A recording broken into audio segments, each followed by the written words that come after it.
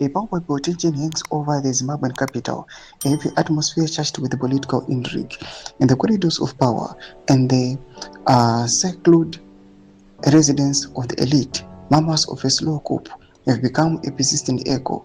At the heart of a growing unease is the 23rd Agenda, a controversial political strategy designed to keep President Emerson Mnangagwa in power beyond his constitutional term. However, this time, the opposition is not merely from civil society or fragmented political parties. It emanates from within the very core of the ruling establishment, the military, led by Vice President Kusano Chwenga. Sarabina Mashuko would have also picked attention in the ruling party in Ruba subscribe or like on the bell icon. This internal struggle has split the ruling party ZANU-PF and its security forces into two distinct camps.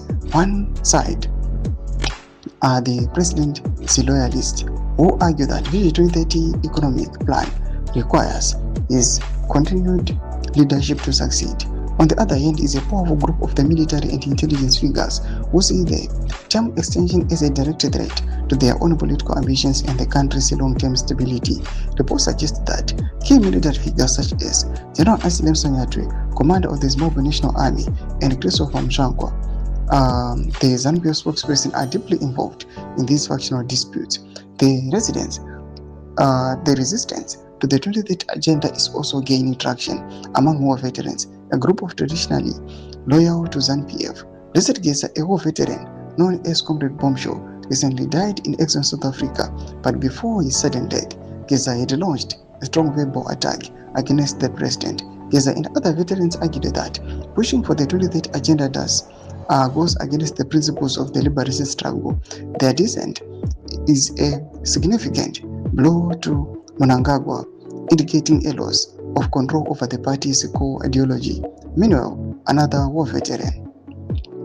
The tension became openly hostile during a recent public hearing on Constitutional Amendment Bill No. 3 at a sports complex in Harare. What was meant to be a democratic consultation quickly turned into outright chaos. Tauku Kotat, a well-known human rights lawyer, found himself caught in the middle as he tried to leave the complex, protesting against the clear intimidation of participants. He was surrounded, pushed, and slapped by individuals shouting slogans in favor of presidential term extension. His mobile phone was taken, and his glasses were broken. The incident was not a random act. It was a clear demonstration of high-stakes involvement in political power play. Doma developments are Buddha Pangwa in a very message of Fura aim to give them subscribe or like, turn on the bell icon.